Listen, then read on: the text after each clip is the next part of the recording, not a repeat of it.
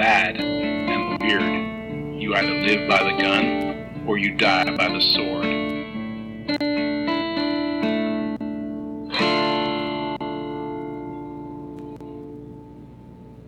Welcome to the Good, the Bad, and the Weird podcast MicroViews. I'm Nicho. And I'm Chris. Welcome to the Good, the Bad, and the Weird podcast MicroViews. I'm Nicho. And I'm still Chris. Welcome to the Good, the Bad, and the Weird podcast MicroViews. I'm Nicho. And I'm Chris. And if you haven't guessed it from the repeating, I am not going senile. I've just repeated The Happening. Yeah, it's not Groundhog Day. That movie would have been so much better. I would have been in a much better mood. This movie can only be described as hot garbage. I think my letterboxd review is, I forgot how asinine this movie is. Okay, and here's the thing. On paper, this movie should have been better than this. No, Okay. On paper, this movie is even worse than it on paper, I am surprised that this even got greenlit. I think the only reason it got greenlit is it had M. Night Shyamalan as the writer and director. And producer. You missed the and producer bit. Well, there you go. Yeah.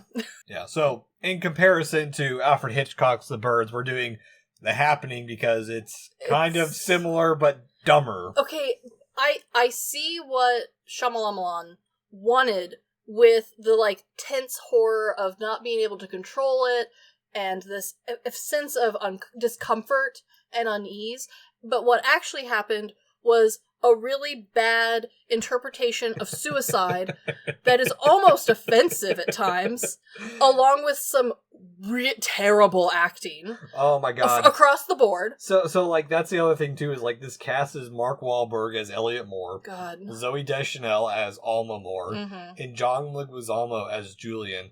And almost every single character in this movie, a lot of the side characters, they all feel so phoned in. They all feel like NPCs. Yeah. Everyone talks, and why are we talking directly down the camera lens? Why am I making eye contact with Wahlberg while he's giving the lines to another character? What is this? Yeah. You know better, M. Night Shyamalan. I've seen you make other movies. Yeah. I don't like them, but they're better than this.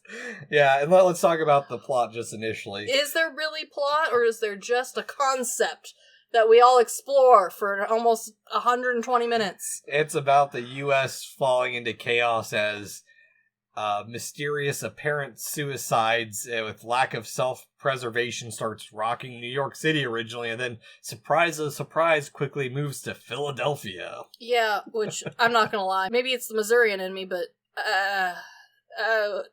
the location of this did not interest me. No. They could have just said the Northeast and left it vague, and I might have cared more. It's gotta be Philly, because that's where he films everything for the most part. I know, and I know he's trying to be cute and have a shtick, but I don't like it. And here's the thing.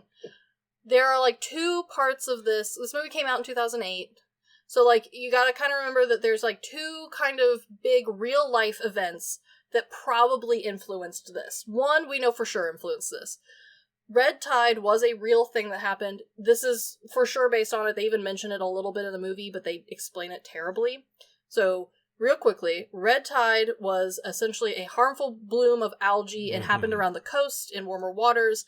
Essentially what happened was the algae was so dense, it essentially created bleach in the water, killing all of the marine life, making shellfish dangerous to eat, and causing respiratory distress in any people who happened to be hanging out, playing in the water, or boating, or whatever. This was a real scare. People did not know where it came from. Environmental concerns were blamed. A lot of people said, oh, this is clearly, the greenhouse effect happening. Dumping of fertilizers into the ocean. There was a lot of things blamed for this. The other big thing, while never directly addressed, but pretty prominent and pretty obvious, was the anthrax scare. So, the fear of a gas just kind of exploding and having this big terroristic threat. And not just that, this is still very heavily post 9/11. This is the most 9/11 post movie. If there had been an American flag on every corner, it would have been nail in the coffin. Yeah, there's the initial idea of this is airborne terrorist activities. And this is 2008. So the other thing to keep in mind is America was at the brink of being tolerant and understanding of a mental health crisis, what that looks like, how we can help inhabit it, and address it more as a disease than as a failure. And then you got the other thing. The Happening was an inside job. Oh my god, yeah, okay. There's a little bit of that in this movie, too. Okay, yeah, which is a very 2008 thing to have happen. So, like, I see the outside influences that definitely influenced this movie. I'm aware of them.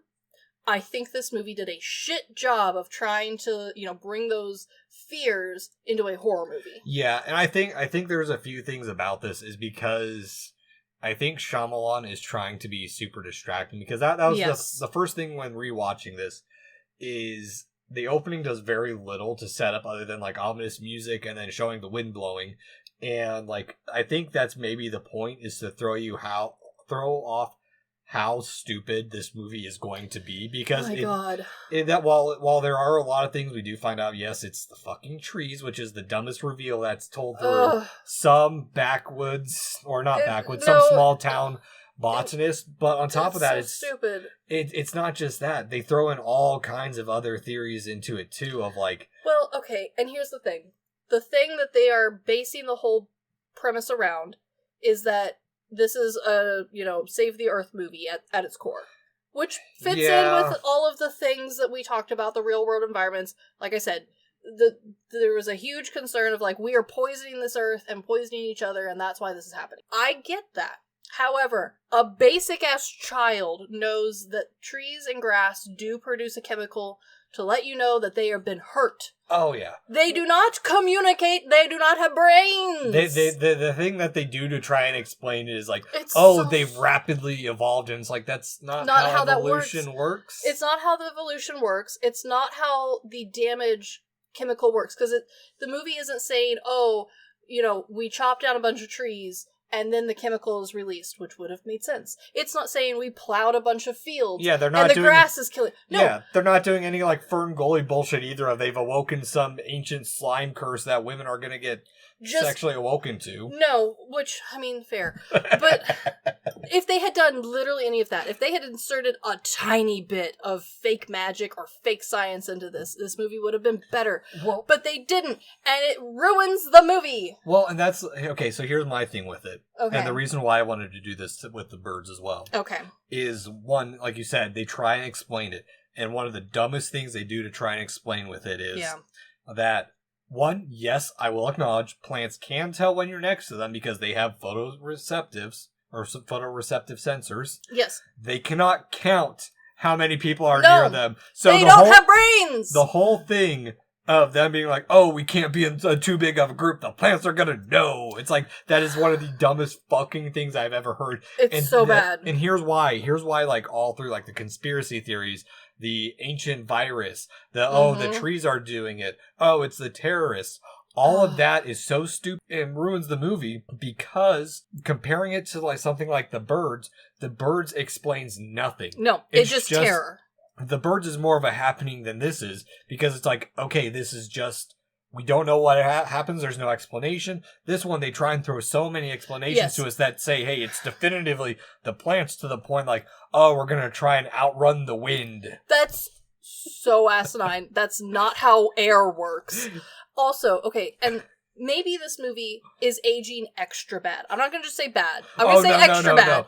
It wasn't good to begin with. It didn't stand well from the day it released. Well, it made money, so just putting that out there. Because Shyamalan's name was attached to it. 100%. And also, this was before everyone knew that Mark Wahlberg was Mark Wahlberg. And it had it had a decent premise of like, okay, there's something happening in the world that's causing people to off themselves. And 2008 was a big time for like national disaster sort of horror. So like, I see why this movie, people went and saw it in theaters and then were sad and never wasted their money again. No, okay, I'm going to say this movie did extra bad at aging, because we have now passed a real-world example of worldwide airborne contaminant problem.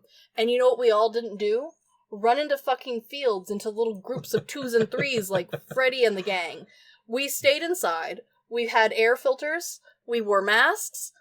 Like, we social distanced. Like, which I get the social distancing doesn't work. However, this movie does kind of address the fact that if everyone had just stayed inside with a goddamn air filter, they would have been fine. No, they wouldn't have, Chris, because remember, it was getting through sealed doors and stuff, or like the way they But it wasn't. They show at the end little grandmas with their World War II gas masks knitting the fuck away, and they are fine. They show them at the end of the movie living their normal ass lives. The grandmas made it. No, so remember, they closed doors and stuff. Everyone closed doors and still got in. Okay. That was the big thing in the beginning.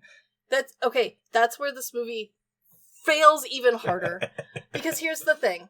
There's a couple of times where they address that, like, oh, the thing we're in isn't airproof. So, like, the Jeep is a soft-top Jeep. There's a hole in it. Oh, my Also, God. Jeeps, let's be real. I own a Jeep. That thing's not filtering shit. Every time I go down a dirt road, I end up with rocks in my nose. Well, like, yeah, and on top of that, like, at the end where they're sheltering in the bomb shelter that's supposed to be filtered, and he's like, I'll stay out here, I'll keep y'all safe, you just, so the trees won't know how many are in there, it's windowless, you've only got one air vent. And then the granny's breaking the windows like the plants told her to break the windows. Which makes no sense because up until this point, it was just a lack of self-preservation instinct, which is stupid because, again, I do think this movie doesn't take suicide very seriously. Like, at least not in a way that would be beneficial to a horror film. No. This movie just is using it for shock factor, and it feels really disgusting, honestly. It's, okay, so here's the thing. It uses it as a shock factor in the beginning, and then proceeds not to really show that towards the end. Because here's the other thing, too. They just they run out of things to have people die from. Well, the biggest thing that annoys me with this is it could have used, and here's where I see the potential that this movie could have had, and that's maybe the other frustrating thing. I agree. Because they set up, it's like, okay, these people are going to be incoherent. They're going to repeat themselves multiple times. Yes. There's going to be, they'll act abnormally, and then they'll do this.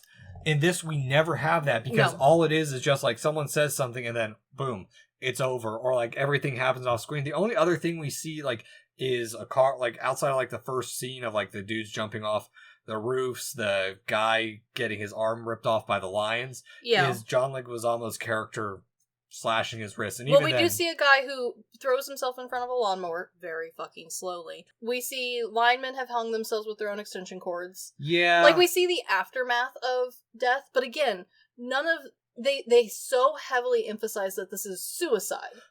And yet they are just using these bodies as, like, horror gags. Like, there's no logic behind it. Because they don't use the incoherence well enough. They don't. That's the biggest issue, is if you had something like, if everyone was talking normally, and then just one person starts saying something over and over. That would have been scarier. Use that multiple times because it's like, okay, there's something here, instead of like the one scene in the field where the guy is like, well, what are we doing? What is it? And then Mark Wahlberg's like, what the fuck are we going to do? What are we going to do? It's just zoomed in on his face and all you hear is the guy in the background. Like, and people, the gun going off. Like, stupid. Cut back and probably for a rating, because this is PG-13, I think, or something. I don't remember. It's not very bloody for being a horror movie. I think it's R. Is it R? Yeah, it's R, but not like it's not like an honor to wear that R. Well, at that point, at that point we're already here. Instead of focusing on Mark Wahlberg's mug for fucking 5 hours. Okay, and also, that's my other big complaint, is they introduced Mark Wahlberg's character as this, like, science-y, smart guy. He's surrounded by smart friends who die immediately. They spend so much time and effort showing that, oh, Mark's character is this smart guy, he hangs out with smart people, he's gonna be the one to solve this problem. Yeah. And then he takes so long to think about a problem. I feel like the smart one, and I have to have a perfectly quiet room to be able to write a sentence. Like, this is stupid. Why? Like, he can't think if people are talking at him. It takes him ages to come up with the wind. Mm-hmm. And we should break into groups. It took Freddy from Scooby-Doo Gang a half a second to come up with that answer in every damn episode. The fact that they keep trying to make this guy the main character who's going to solve all the problems makes no sense. Well, and that's the thing, is he doesn't. He doesn't solve anything. He's told it by a small town botanist. Okay, and here's the other thing. The way the botanist delivers the "I think I know what's happening" line is like it's a video game, and this is a side NPC, and the video game's tired of you failing. Yeah. And so it just hands you the answer. Well, and I get where he's trying to go with this too, because usually in these types of movies, like when it's some natural disaster, some big disaster in a city, you go to the smaller towns to get away from it all. Sure. Well, now he's turned the small towns into something that's unsafe and alien and scary, and I get where he's going with that. I guess, But yeah, it's just it doesn't. It's so stupid and asinine that like there's nothing that really works well with this movie too. And on top of that, the other dumbest part of this entire movie is the romantic drama between him and his wife. Are they actually married? They don't seem married to me. Well, she's also the other thing too is like she's so like she does not like this man. I went and had dinner with one coworker, and I didn't think it was a date. I thought it was just us hanging out, but then it turned out to be a date, and I'm so sorry. He's like, that's what you're worried about? And she does it in the stupidest time to do it of like, oh, they're just walking, so we have to interject the drama here too. Like, okay, and here's the other thing. This is my biggest fucking pet peeve. Okay. And this is a very specifically like early 2000s-ish thing to do. Is instead of having the husband and wife have their own child and take their own child places, they have to find a child. They have to be given a child to now adopt. Well, they take on 2 other kids as well, who those kids end up dying because they're idiots. They are idiots. Why write this whole movie this way? I am not convinced that the husband and wife like each other at all. It's not till the very end where he's like, oh, remember our first date? And that the mood ring, which, I mean, this is stupid. Yeah. This is a stupid gag for the whole movie. I legitimately do not think he actually likes his wife, because most of the movie is just them doing the whole, like, oh, I'm not really, I mean, like, yeah, we're together, but, like, we don't really like each other. We might be getting a divorce because she's been so cold and distant over one stupid dinner that wasn't even, like, a date. And then he makes fun of it on top of that. It's just like, now you've taken this drama means nothing. I don't give a shit about your family's happiness. I don't give a shit about your survival at this point. There's no other reason for us to want you to live other than you gotta take care of this one girl. You know whose love story I was slightly invested in? Who? The mathematician who went back to go get his wife.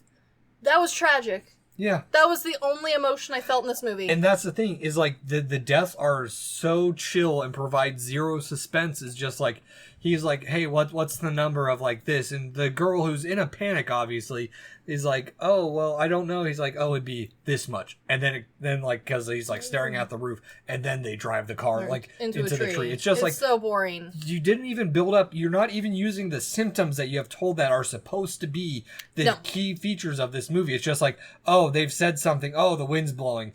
Do something dangerous. Also, that is my biggest pet peeve as well. I love a movie that uses wind poetically or in any interesting way, really, because it's hard to film, and most directors have to get very creative when they want to show it. So they either animate something, they put a color in with it, there's a song that goes with it. This one, we've just filmed a bunch of like bee footage in a field in Kansas of wind. Well, that's the thing too, is it's not used dramatically. Like if you're talking about like wind, look at a Kurosawa film, a Western, the dust picking up is like, no, and it's not consistent. Sometimes when the wind blows, they're fine.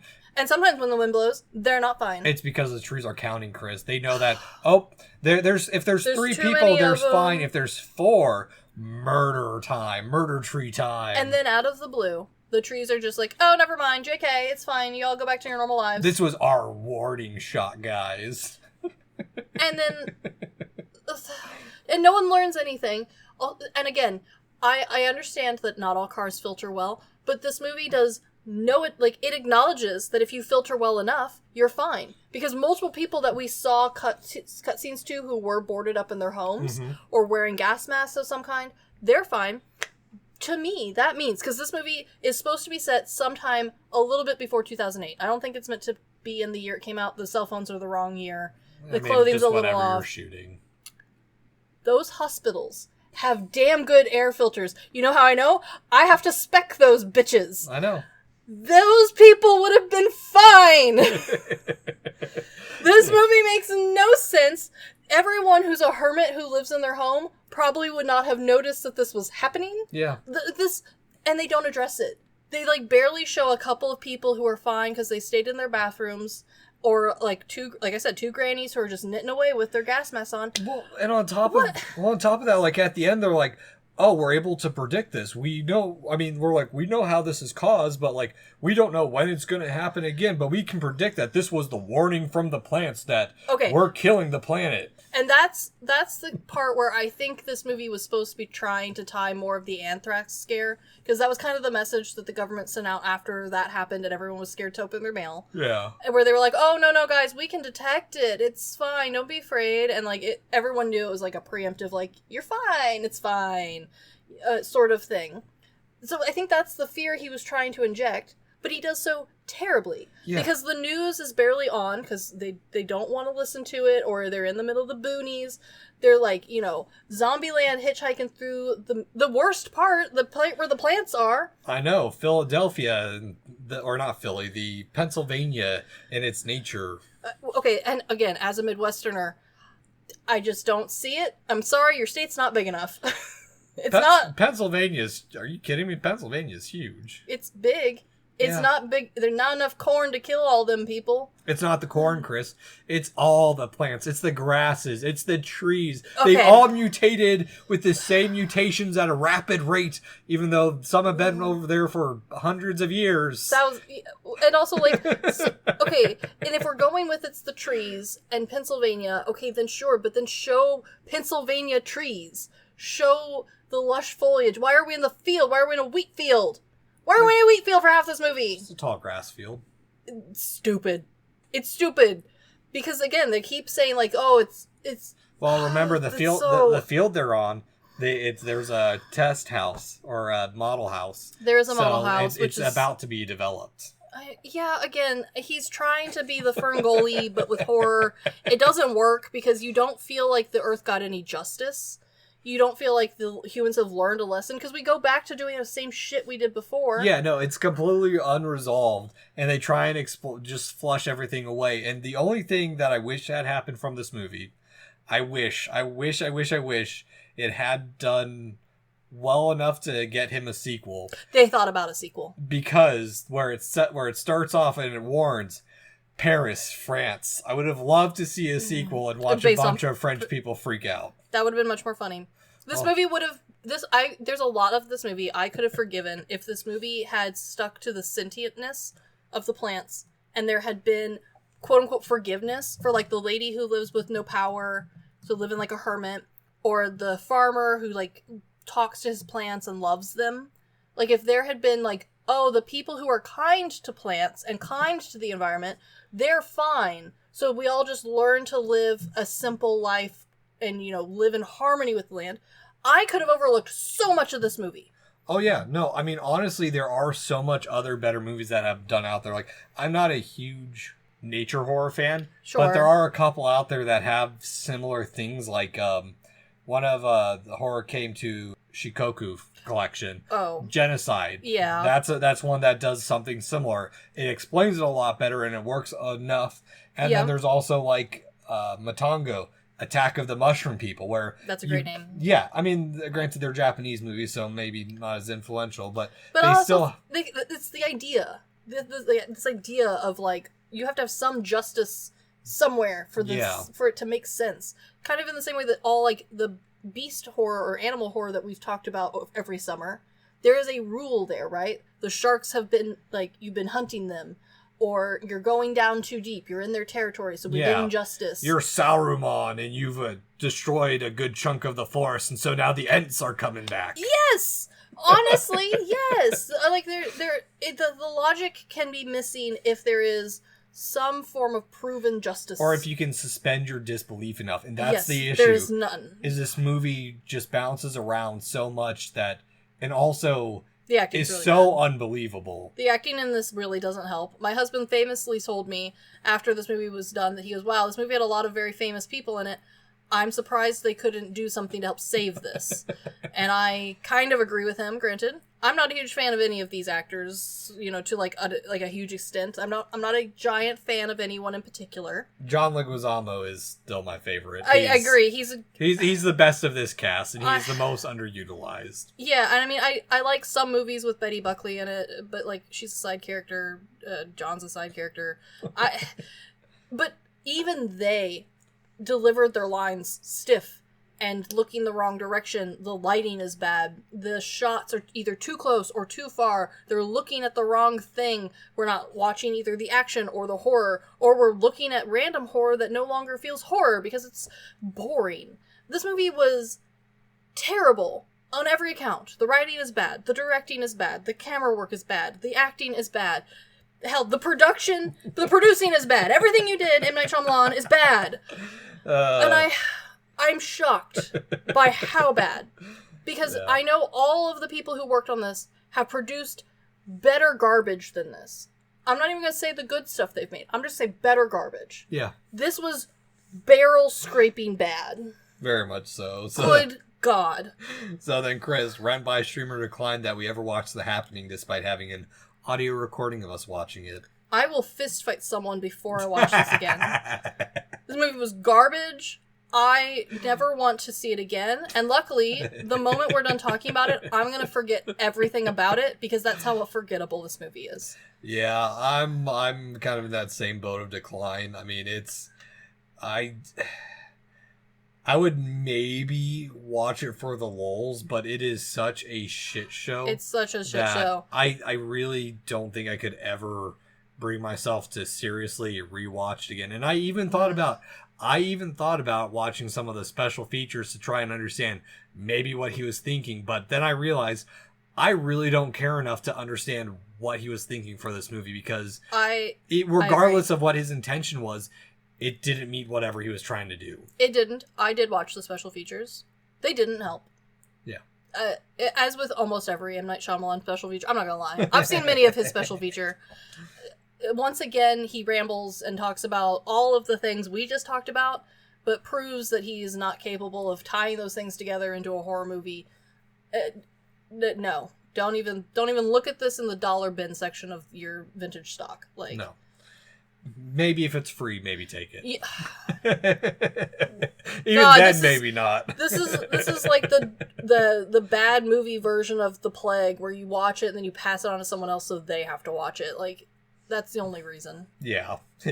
So, that's our first micro-view for this little bit we're doing on some comparison of classic and a little bit modern takes on horror.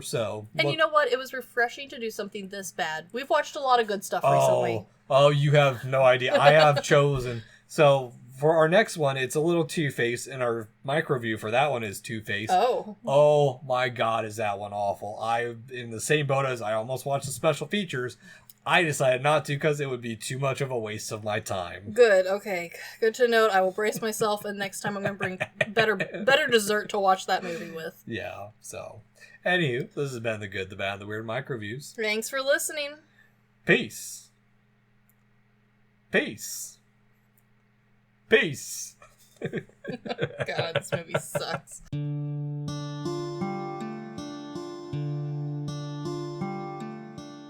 Thank you for stopping by this here town of the good, the bad, and the weird. We appreciate your listenership, and if you want more of our takes in your life, feel free to check us out on social media at The Good, the Bad, and the Weird Podcast, or TGTBTW for short.